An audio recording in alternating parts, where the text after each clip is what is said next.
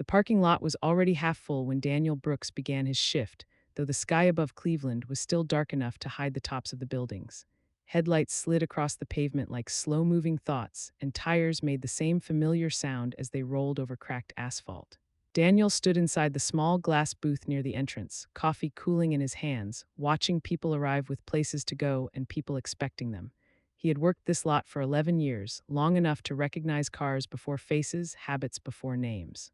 He knew who parked crooked when they were distracted, who always forgot where they left their ticket, who sat in their car for a few extra seconds before stepping out to face the day. Daniel raised the gate, nodded, pressed buttons, and collected small payments that barely registered as moments in anyone's life. To most drivers, he was part of the structure, like the painted lines or the flickering lights.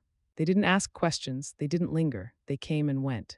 What they didn't see was how Daniel noticed everything, how the quiet hours before sunrise gave him time to feel the shape of his own life pressing in.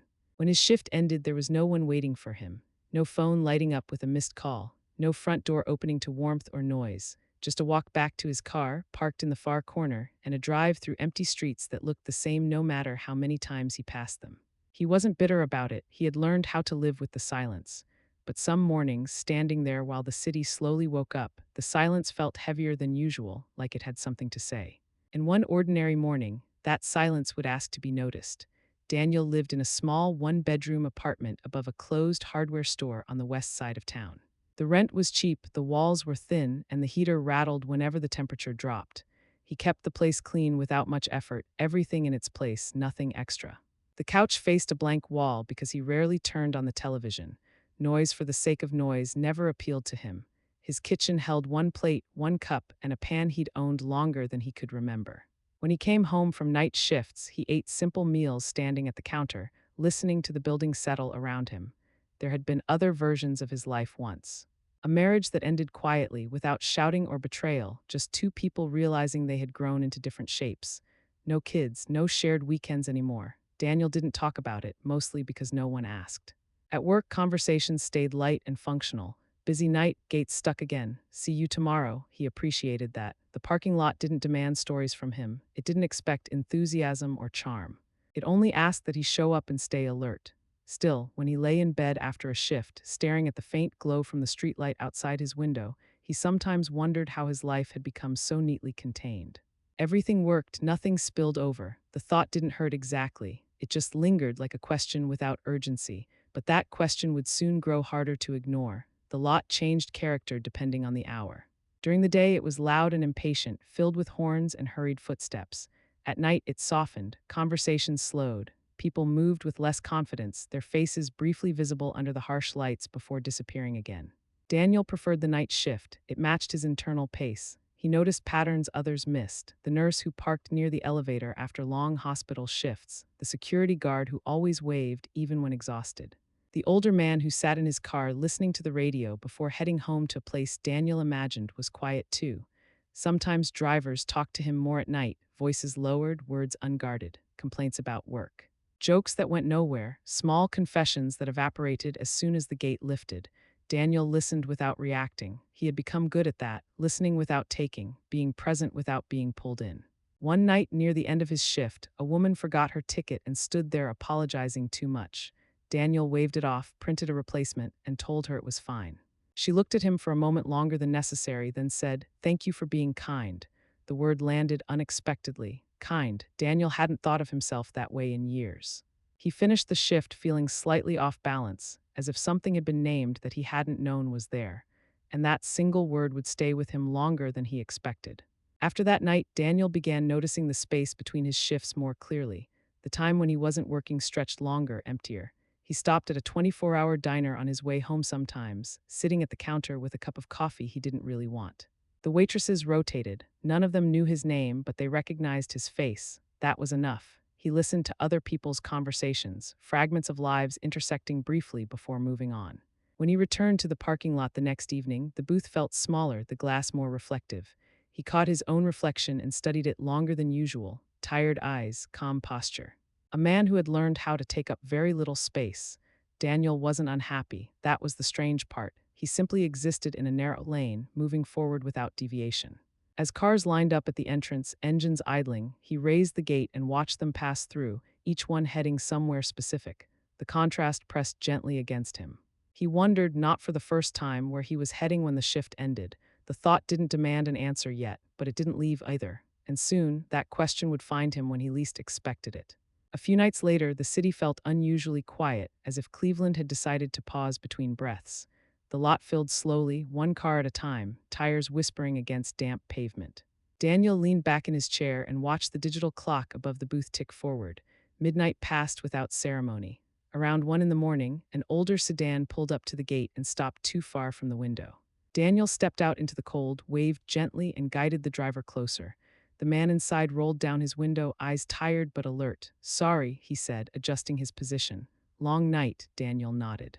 "They all are," he replied without thinking. The man laughed quietly, like he'd been waiting for someone to say that. He paid, thanked Daniel, and hesitated. "You work here every night?" he asked. "Most," Daniel said. The man nodded again, as if filing that information somewhere important, then drove off.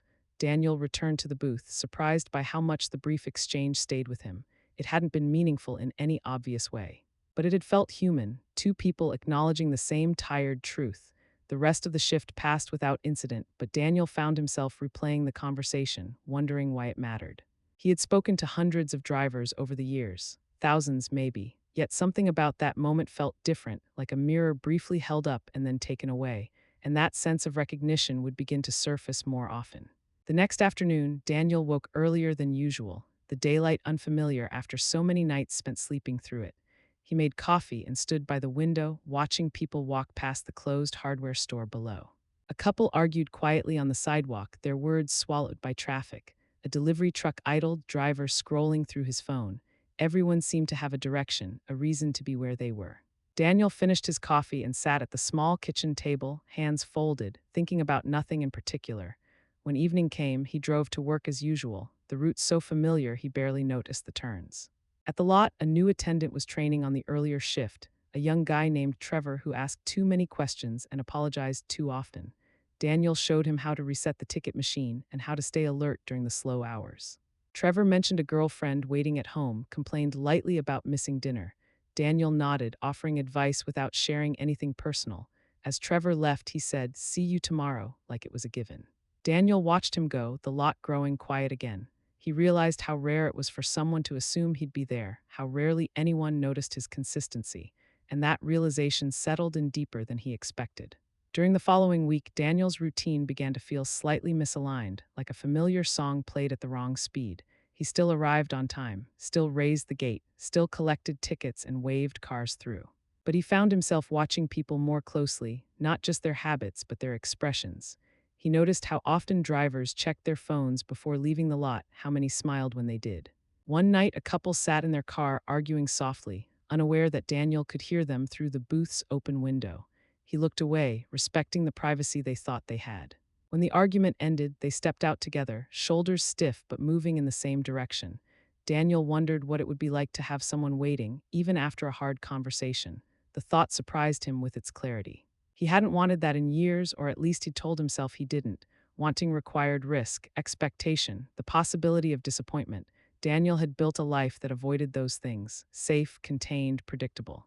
As the night wore on, he felt the edges of that containment pressing closer, not painfully, but insistently. And soon, he would be forced to confront what he'd been avoiding. On Friday night, near the end of his shift, the lot emptied faster than usual. The last car passed through the gate just before dawn, leaving Daniel alone with the hum of the lights and the distant sound of traffic. He locked the booth and walked across the pavement to his car, breath visible in the cold air. He didn't turn the radio on as he drove. Silence filled the space, thick but familiar. When he reached his apartment, he sat in the car for a moment before going inside, hands resting on the steering wheel. For the first time in a long while, the quiet didn't feel neutral. It felt like something missing. Daniel unlocked his door and stepped into the dim apartment, the stillness greeting him the way it always had. He set his keys down carefully and stood there, unsure why he hadn't gone straight to bed. The thought came gently, without accusation. No one was waiting because he had built his life that way. And maybe, just maybe, it didn't have to stay that way forever. And that idea would change how the next night unfolded. The following night, Daniel arrived at the parking lot earlier than usual, the sky still holding onto a faint blue that would soon disappear. He sat in the booth before his shift officially started, hands resting on his knees, listening to the city settle into evening. Something about the space felt different, though nothing had changed. The same cracked pavement, the same flickering light near the south corner that management kept promising to fix, yet Daniel felt more aware of himself inside it. When the first cars arrived, he greeted them with the same quiet nod, the same practiced movements. But his attention lingered longer on faces, on pauses, on the way people hesitated before stepping out of their cars. A middle-aged man asked for directions to the elevator, even though the sign was clearly posted. Daniel explained anyway calmly, noticing the relief that crossed the man's face at being helped without judgment. Later, a young woman sat in her car with the engine off, staring straight ahead for almost a full minute before opening the door. Daniel pretended not to notice, giving her the dignity of privacy. As the night deepened, he realized how much of his job had always been about watching people arrive and leave, never staying long enough to be part of the story. He had accepted that role without question. But now a quiet curiosity crept in. What would it mean to be expected somewhere, not just tolerated? The thought stayed with him as the hours passed, steady and unhurried, and by the end of the shift, that curiosity would grow teeth. On his break, Daniel stepped out of the booth and walked the perimeter of the lot, hands tucked into his jacket pockets. The air smelled faintly of oil and damp concrete. In the distance, the city hummed with lives intersecting and separating without ceremony. He stopped near the far corner where he usually parked his own car, noticing how empty it looked when his shift hadn't ended yet. A memory surfaced unexpectedly. Years ago, when his marriage was still intact, his ex-wife used to wait up sometimes, sitting in the car just to say hello before heading home together. It hadn't been romantic, it had been ordinary. And that ordinariness was what made it feel important now. Daniel hadn't thought about that in a long time. He hadn't needed to. He finished his walk and returned to the booth, shaken more by the memory than he wanted to admit. When a driver pulled up moments later, Daniel took the ticket and made change, his hands steady even as his thoughts wandered. He realized that what he missed wasn't companionship in the abstract. It was being part of someone else's ending to a day, being the place where movement stopped, even briefly, and that realization refused to fade into the background. A few nights later, Trevor worked alongside him again, finishing paperwork at the desk outside the booth. The kid talked about his plans for the weekend, about meeting friends for late breakfast after his shift. Daniel listened, nodding, asking a question here and there. At one point, Trevor paused and asked, "What do you do after work?" The question landed softly but firmly. Daniel opened his mouth, ready to give the usual answer: sleep, eat, repeat, but stopped. "Nothing much," he said instead. The honesty surprised him. Trevor didn't push. He just nodded like that made sense too. When Trevor left, Daniel returned to the booth alone, the quiet wrapping around him again. But it felt different now, less like a shield and more like an invitation. He wondered what would happen if he stepped outside the narrow lane he'd built for himself. Not dramatically, not all at once, just enough to let something else in, and the chance to try would arrive sooner than expected. Near dawn, as Daniel prepared to close the booth, a car pulled up that he recognized immediately. The older sedan from earlier in the week. The same tired driver, eyes alert despite the hour. The man smiled faintly. "Back again," he said. Daniel nodded. "That's how it goes," he replied. There was a pause, comfortable and unforced. "You ever get used to the quiet?" the man asked. Daniel thought about the question carefully. "You learn how to live with it," he said. The man considered this, then nodded and drove on. As Daniel locked the gate and watched the car disappear into the early light, he felt something settle into place. The quiet wasn't the enemy, but it didn't have to be the only thing waiting for him either. And with that thought, the direction of his nights began to shift. The shift that followed felt longer, not because of the hours, but because Daniel carried a new awareness with him into the booth. The quiet no longer blended into the background. It stood beside him. When traffic slowed, he noticed his own breathing, the way his shoulders rose and fell as he waited. A city bus passed the entrance, its windows glowing with tired faces heading home together. Daniel wondered when he had stopped expecting anything beyond the end of a shift. It hadn't happened suddenly. It had been gradual, shaped by long nights and short conversations that never carried forward. During a lull, he pulled out his phone and scrolled without purpose, stopping on a photo he hadn't opened in years. It showed him and his ex-wife at a county fair, standing shoulder to shoulder, neither smiling wide, just present. He didn't feel sadness, he felt distance. The man in the picture belonged to a different version of him, one that assumed someone would be waiting at the end of the day. Daniel locked the phone and set it aside as a car rolled up to the gate. The driver looked tired, eyes heavy, movements slow. Daniel raised the gate and wished him a good night. The words felt deliberate, and those words would echo back to him in an unexpected way. Later that night, during one of the quietest stretches, a woman parked near the booth and didn't get out right away. Daniel watched her through the glass, careful not to stare. After a moment, she rolled down her window. "Do you mind if I sit here for a minute?" she asked. Daniel shook his head. "Take your time." They didn't talk. The engine clicked softly as it cooled. After a while, she sighed and said, "I just don't want to go home yet." Daniel nodded, understanding more than she knew. When she finally stepped out, she thanked him, like he'd done something more than allow space.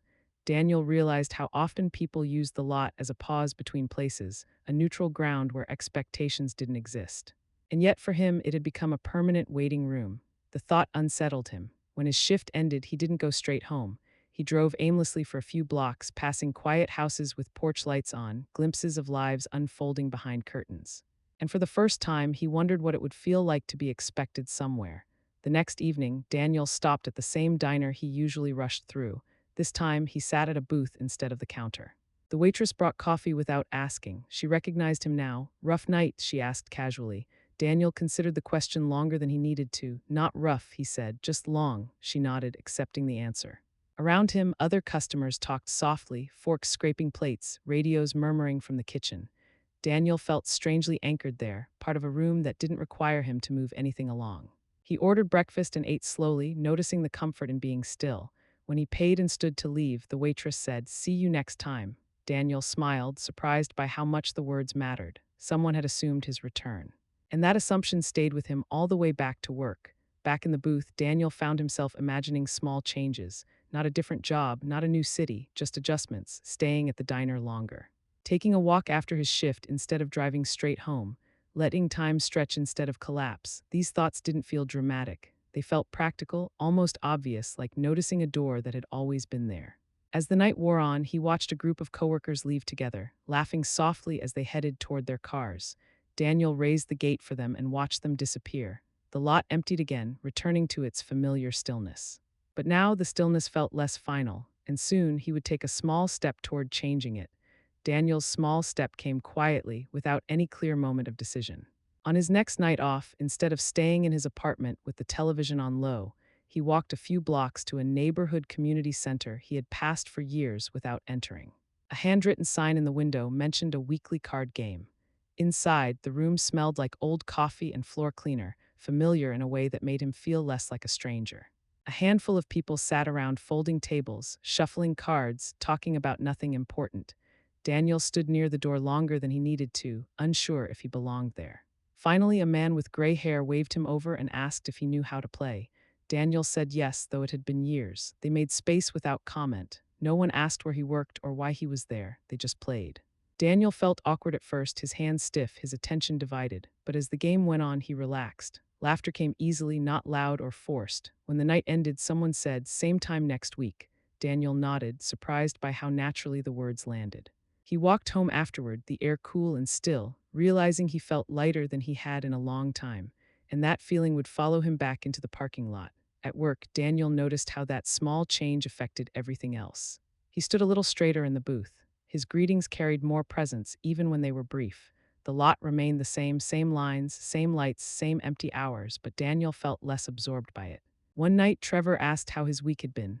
"Different," Daniel said. That was all, it was enough. During a slow stretch, Daniel watched a couple walk toward their car, talking quietly, their steps matching. He didn't feel envy. Just recognition. Everyone was moving toward something, even if it was only the next moment. When his shift ended, Daniel didn't rush out. He cleaned the booth carefully, wiping down the counter, organizing the drawer, leaving the space ready for the next person. It felt like a way of saying goodbye, not forever, just until tomorrow. And tomorrow no longer felt like something to endure. One early morning, after a long night, Daniel drove past his apartment without turning in. He parked near a small park a few blocks away and sat in his car as the sun crept up. Joggers passed. A dog barked somewhere in the distance. Daniel stepped out and walked slowly, hands in his pockets, listening. The city felt softer at that hour, less demanding.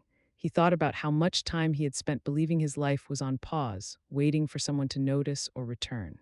But standing there, watching the day begin, he realized the pause had been his own choice, made little by little. And choices, even small ones, could be unmade the same way. And with that understanding, the silence around him shifted. That night at work, the lot filled and emptied as usual. Daniel lifted the gate, made change, offered directions.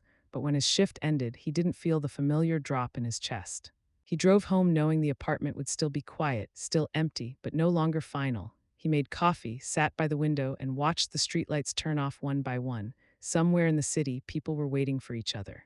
Somewhere else, they were learning how not to. Daniel felt himself settling into that second group, not with resignation, but with acceptance, and the meaning of waiting would soon change again. The next week passed without anything remarkable happening, and that was what made it stand out. Daniel worked his shifts, ate at the diner, and returned to the community center for the card game. Familiar faces greeted him with small nods and quiet hellos. No one asked deep questions. No one tried to fill the space with advice. They simply noticed when he arrived and noticed when he left. At work, the parking lot continued to serve its purpose as a place people passed through, but Daniel no longer felt like he was passing through life the same way. One night, during a lull, he stepped out of the booth and stood under the lights, looking at the empty rows. He realized he had memorized this place in a way few others ever would. The cracks in the pavement, the timing of the lights, the rhythm of arrivals and departures. It wasn't meaningless work, it was quiet work, and quiet things still mattered. When his shift ended, Daniel didn't rush to leave. He locked up carefully, taking one last look before heading out, and something about that pause hinted at what was still ahead.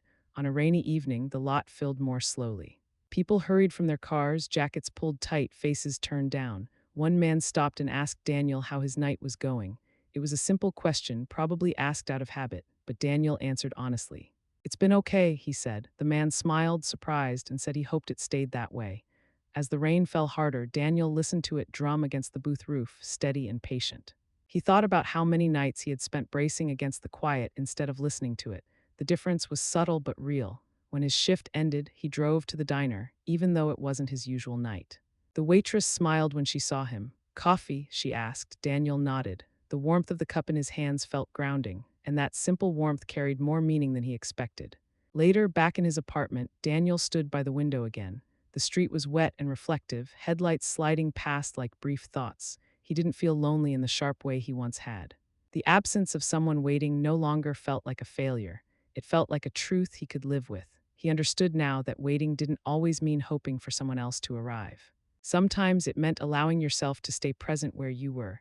Daniel turned off the light and sat in the dark for a moment, listening to the building settle around him. He wasn't invisible, he had simply been quiet. And quiet lives, he was learning, still leave a mark. Years from now, no one would remember the name of the parking lot attendant who worked the night shift downtown. Drivers would forget his face as soon as they reached their destination. The booth would be repainted, the lights replaced, but Daniel would remember these nights, the pauses, the moments of being seen without being claimed. He would remember learning how to go home to himself without fear. The lot would empty one last time before morning, and Daniel would lock the gate, step into his car, and drive forward without rushing. There would still be no one waiting at home, and somehow that would finally be enough. And that quiet understanding would stay with him long after the lights went out.